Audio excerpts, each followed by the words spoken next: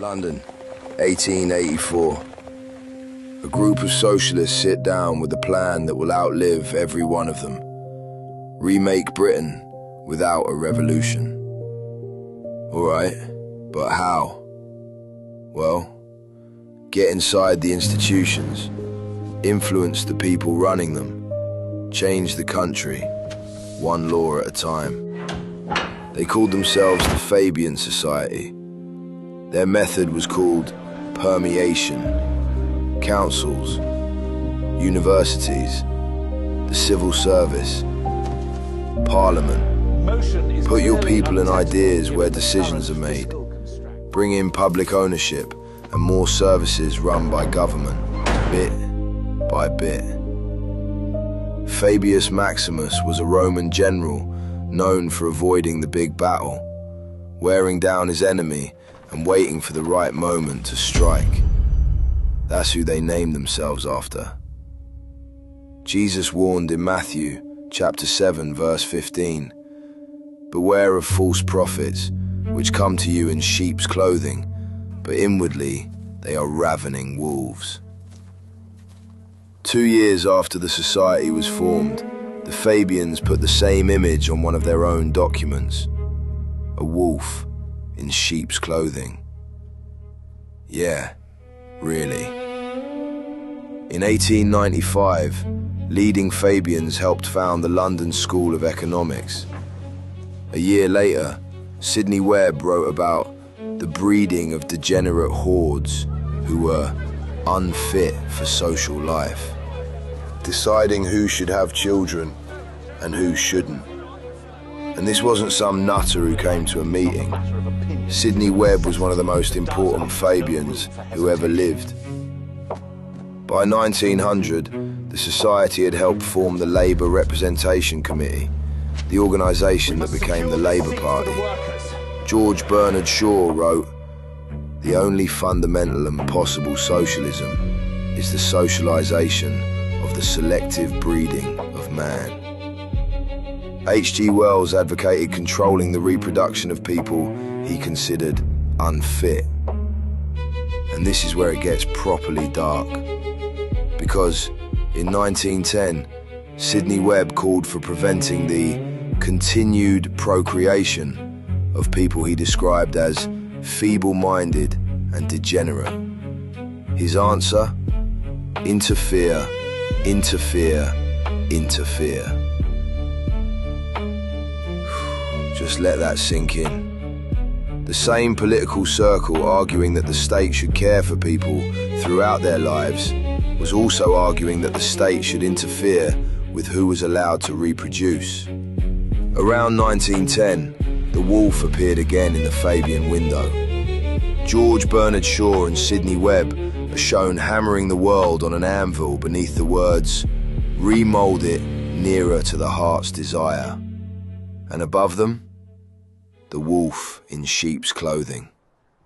By the 1930s, Sidney and Beatrice Webb were praising Stalin's Soviet Union as a new civilization. Famine, forced collectivization, political repression, the purges, the gulag. Millions were starving, imprisoned or dead, while the Webbs presented the Soviet system as progress. They dismissed reports of millions dying in the famine as fantastically excessive. Even in 1942, they wrote, "Stalin is not a dictator."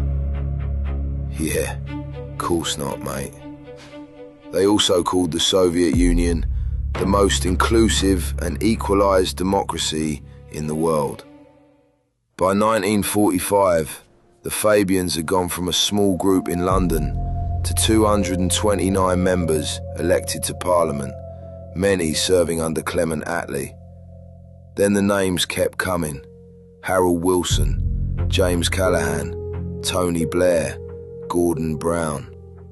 The Society's own history says every Labour Prime Minister has been associated with it. Keir Starmer sat on its elected executive. When Labour won in 2024, the Fabian Society said Starmer and more than half his shadow cabinet were Fabian members. Its annual report also said the society had helped shape Labour's manifesto before it entered government. Rachel Reeves and David Lammy declared Fabian membership while serving in Starmer's cabinet. The society names Angela Rayner and Ed Miliband as prominent Fabians. Sadiq Khan was Fabian chair and is now one of its vice presidents.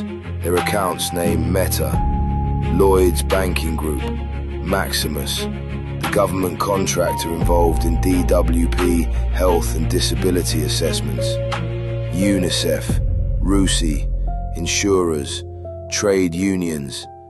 They say funders can't dictate what gets published. All right, and funding doesn't prove that any policy was bought. But fund the report, sponsor the conference, put your issue in front of MPs, advisors, and future ministers before the public even knows the argument has started. Money gets you into the conversation. That's how influence works in Westminster. The door to influencing policy is wide open. And now Andy Burnham is Prime Minister. He wrote for a Fabian Labour leadership pamphlet and appeared at their events for years. Around him sit Angela Rayner, Ed Miliband, and Wes Streeting, their former vice chair. At least 12 people still serving as ministers had formally declared Fabian membership before the reshuffle. And that doesn't include every senior figure who held Fabian office, worked for the society, wrote for it, or repeatedly appeared on its platforms. And the mad bit? It's all public. The history, the members, the funders, the route into government. For more than 140 years, the same method has kept working. Get inside the institutions, build the network, wait. So remember Christ's warning. The wolf puts on the fleece, walks through the front door, takes a seat at the table, and by the time anybody looks up, is helping write the rules. If you enjoyed this video and want to see more long-form content like this, make sure you're subscribed and let me know what you want to see next in the comments. Since I started this project, I've been hit with all sorts of bollocks. Bans, restrictions, hit pieces, the lot. And your continued support means everything to me. If you like what we do, consider supporting future projects by buying a t-shirt at thenodeproject.com or buying us a coffee in the link in the description. England till I die.